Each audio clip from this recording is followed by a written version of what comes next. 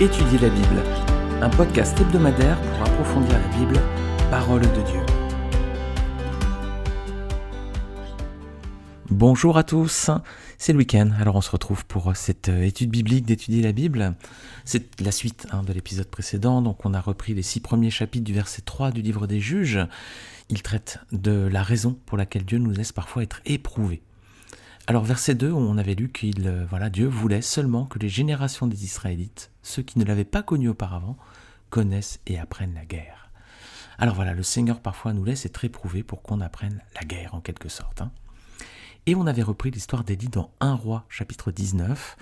On avait vu que le prophète, après plusieurs démonstrations éclatantes de la puissance de Dieu à travers lui, il y a un moment il était éprouvé, sa vie était en danger, il était en danger de mort. Alors il est parti au désert pour s'isoler et demander à mourir finalement. Alors on avait vu que ça c'était pas bon de s'isoler quand on avait des problèmes et c'était pas la bonne solution non plus de rechercher la mort. Alors Élie est au plus bas de sa vie et un ange va venir vers lui pour l'aider. Et c'est pas n'importe quel ange, on avait vu que c'était l'ange de l'Éternel. Et l'ange de l'Éternel dans la Bible, c'est Jésus lui-même. Et oui, lorsqu'on est dans la détresse, Jésus vient à notre secours.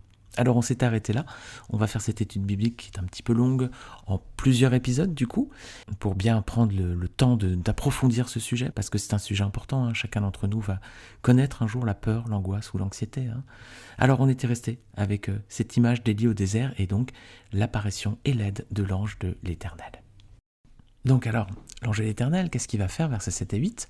Il va lui demander de nouveau de manger, il va dire « mange ». Alors visiblement, Élie n'avait pas pris tous les aliments que Dieu lui avait donnés la première fois, semble-t-il. L'ange lui demande de finir finalement ce repas. Pourquoi il lui demande de faire ça ? Verset 7. « Car le voyage est trop long pour toi ». Les amis, le Seigneur sait que le chemin de nos épreuves peut être parfois difficile à supporter, il est trop long pour nous peut-être. Mais du coup, il va pourvoir à nos besoins, il va nous affermir. C'est ce qu'il fait avec ce repas-là. Et regardez bien, c'est pas une petite collation, c'est pas un petit goûter. La nourriture de l'ange va lui permettre de marcher combien ? 40 jours et 40 nuits dans le désert. Et dans le désert en plus. C'est pas la voie plane et dans un endroit tranquille. C'est en plein désert. Donc c'est pas une petite collation, c'est pas un petit goûter, c'est une nourriture qui donne vraiment des forces. Voilà. Quand le Seigneur intervient, c'est pas juste pour nous donner un petit peu, il nous donne ce dont nous avons vraiment besoin, il renouvelle nos forces, surtout dans ces moments difficiles.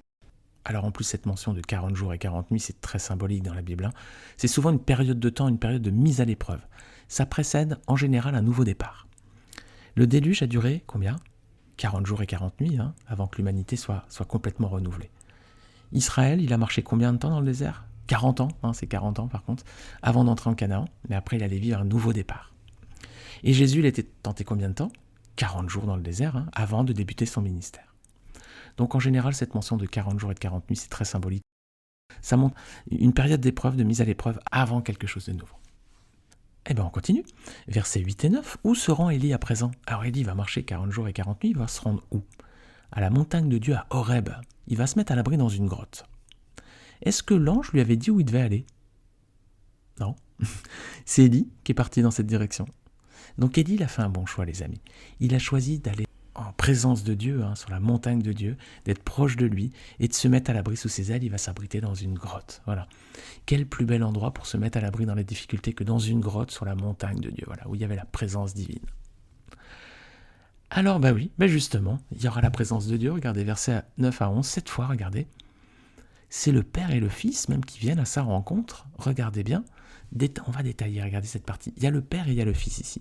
Regardez verset 9, c'est écrit « La parole de l'Éternel lui fut adressée ». Qui est la parole de l'Éternel, les amis ? C'est Jésus.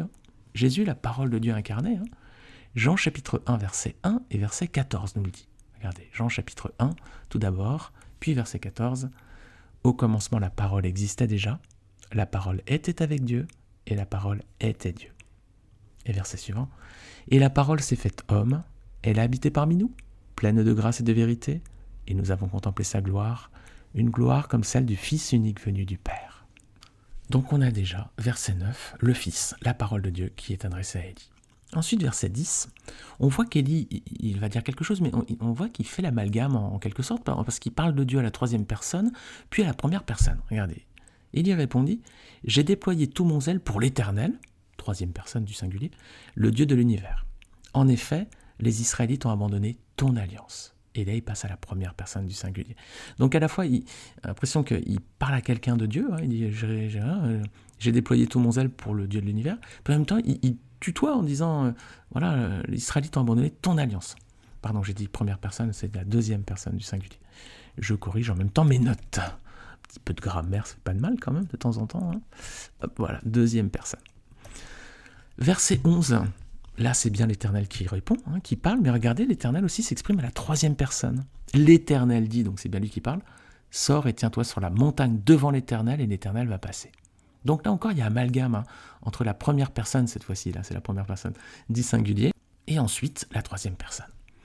Donc on est bien ici en présence du Père et du Fils. Il y a deux personnes différentes, mais finalement qui ne font qu'un. C'est ce que voit Élie, parce qu'il parle à deux personnes différentes, on a l'impression. Il passe de la troisième à la deuxième personne, et puis Dieu quand il part de la première à la troisième personne. Alors on est ici donc en présence du Père et du Fils, deux personnes différentes qui ne font qu'un, et c'est justement ce que Jésus dira à ses disciples. Jean chapitre 10, verset 30. « Le Père et moi, nous sommes un, dit le Seigneur, nous sommes un. » Le Père et Jésus, c'est pareil, c'est la même chose. C'est tout le mystère de la Trinité d'ailleurs, ce que beaucoup ne comprennent pas, et nous non plus, nous on ne comprend pas non plus. On comprendra tout ça dans l'éternité lorsqu'on sera avec le Seigneur. Il nous expliquera comment on peut être à la fois trois personnes et une seule. Alors le Père et moi, nous sommes un, dit Jésus.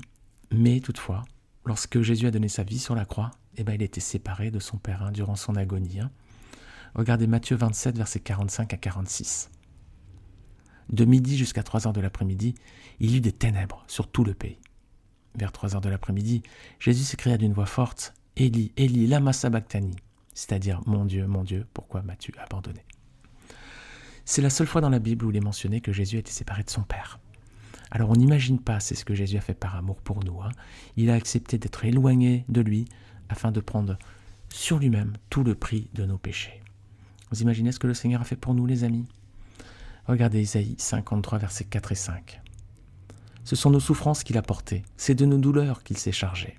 Et nous l'avons considéré comme puni, frappé par Dieu et humilié. Mais lui, il était blessé à cause de nos transgressions, brisé à cause de nos fautes. La punition qui nous donne la paix est tombée sur lui, et c'est par ses blessures que nous sommes guéris. » On n'imagine pas, je crois assez, on ne réalise pas plutôt ce que Jésus a fait pour nous sur la croix. Il a accepté d'être séparé de son Père pendant plusieurs heures, durant tout le temps où il a donné sa vie, où il a expiré sur la croix. Il l'a fait parce qu'il nous aime. Alors, on reprend le fil de notre histoire, on est au verset 10 à présent, donc Dieu lui demande « Qu'est-ce que tu fais là, Élie ?» Et que dit Élie ? Qu'il a déployé tout son zèle pour l'Éternel alors que les Israélites ont abandonné l'alliance. Il est resté seul et il a peur pour sa vie. Alors, est-ce qu'il était vraiment resté seul ou bien est-ce qu'il a volontairement voulu rester seul ? Regardez bien ce qu'on a lu tout à l'heure, verset 3, et je vais relire ce verset donc dans 1 Roi 19. Voyant cela, Élie se leva et partit pour sauver sa vie. Il arriva à Beersheba, une ville qui appartient à Juda, et il y laissa son serviteur. Mais il n'était pas seul en fait, Élie au départ. Il a fait le choix de rester seul, mais verset 3, il avait un serviteur, et il a choisi d'aller tout seul au désert. Alors parfois les amis, dans la détresse, est-ce qu'on cherche aussi à nous éloigner des autres et à rester seul ? C'est pas bon, C'est pas bon la solitude dans ces moments-là. Peut-être un moment temporairement, mais on a besoin des autres, on a vraiment besoin des autres. Est-ce qu'il est bon de rester seul et de s'éloigner, s'enfuir au désert Élie, là, elle aurait pu profiter d'accompagner de la présence de ce serviteur pour pas être seul et pas sentir cette solitude écrasante. Il aurait pu avoir un appui. Alors que va lui répondre l'Éternel, versets 11 à 13 ? Dieu va lui dire de sortir de sa grotte. Voilà, Élie ne doit pas rester caché en fait. L'Éternel lui demande de sortir de la grotte. Mais auparavant, il va devoir faire face, Élie, à 3 épreuves. 3 événements là vont se passer. Regardez, verset 11, il y a un vent violent qui déchirait les montagnes et brisait les rochers. Mais l'Éternel n'était pas dans le vent. Verset 11, toujours, après le vent, qu'est-ce qu'il y a eu ? Un tremblement de terre. Oh là là, les épreuves continuent là pour Élie. Elles semblent même s'amplifier. Il y avait un vent violent, maintenant c'est un tremblement de terre. Mais l'Éternel n'était pas dans le tremblement de terre, nous dit le texte. Verset 12, donc après le vent et le tremblement de terre, qu'est-ce qu'il y a ? Un feu. Ça continue. Mais l'Éternel n'était pas dans le feu. Et après le feu, qu'est-ce qu'il y a maintenant ? Un murmure doux et léger. Voilà, ça cette fois, l'Éternel est là les amis, c'est un murmure doux et léger. Alors le prophète va sortir à ce moment-là de sa cachette. Il sort, Et versets 13 et 14, que lui demande Dieu? La même chose qu'au verset 9. Et que répond Élie? La même chose qu'au verset 10. Voilà, tout simplement, c'est bis repetita. Alors, versets 15 et 18, Dieu va répondre, c'est la fin des épreuves pour Élie, et Dieu lui donne la feuille de route. Voilà. Élie va devoir reprendre sa marche dans le désert. Mais ce sera de courte durée, c'est juste pour prendre en fait le chemin retour, le chemin de la sortie, parce que Dieu a préparé toute chose à l'avance. Voilà, maintenant les épreuves sont terminées, Dieu intervient, et voici comment Dieu répond à Élie. Il va le délivrer de toutes ses craintes et de ses angoisses, regardez. Élie, il avait peur du roi, il avait peur pour sa vie, là, de roi et de Jézabel. Il n'a plus besoin de craindre Akab. Dieu ordonne maintenant qu'il y ait un nouveau roi en Israël à sa place, et c'est d'ailleurs Élie qui va le couronner. Alors, c'est aussi la fin de ces épreuves difficiles pour Élie qui supportait plus tout ça. Dieu va lui donner un successeur, donc pour lui c'est aussi la fin du parcours. Maintenant, il va lui donner Élisée avec lui. Et puis la troisième crainte d'Élie, c'est que il disait que tout le peuple s'était détourné de Dieu, qu'il était resté tout seul. Non, tout Israël n'est pas corrompu. Dieu dit qu'il reste 7000 hommes qui sont restés fidèles à Dieu. Voilà. Élie s'est laissé tromper par les apparences. Il pensait qu'il était tout seul, mais non, Dieu avait conservé 7000 hommes qui lui étaient restés fidèles. Alors c'est une image que Paul utilisera plus tard, ce passage-là, pour montrer que Dieu n'a pas rejeté tout Israël. Vous trouverez cette référence dans Romains 11, versets 1 à 5.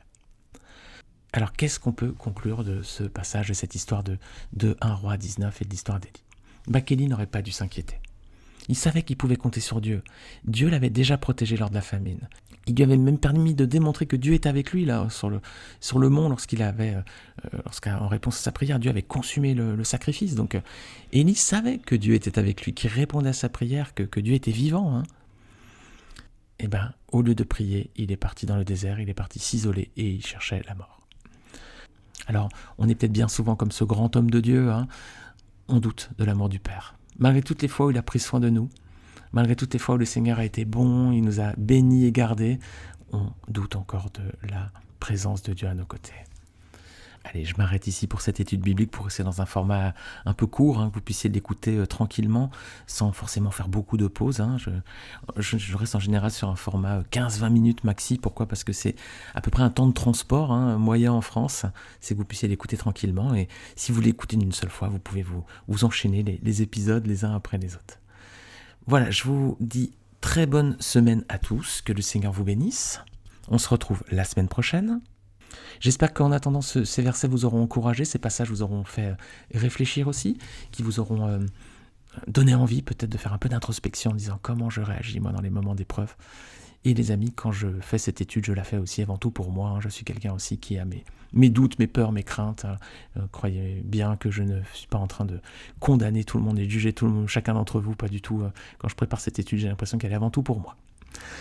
Les amis, bonne semaine à tous, que le Seigneur nous aide dans les moments difficiles que nous pouvons traverser. Il y en aura, c'est inévitable, mais nous savons que nous pouvons tout par Christ qui nous fortifie. Amen. Bonne semaine à tous, que le Seigneur vous bénisse. À la semaine prochaine.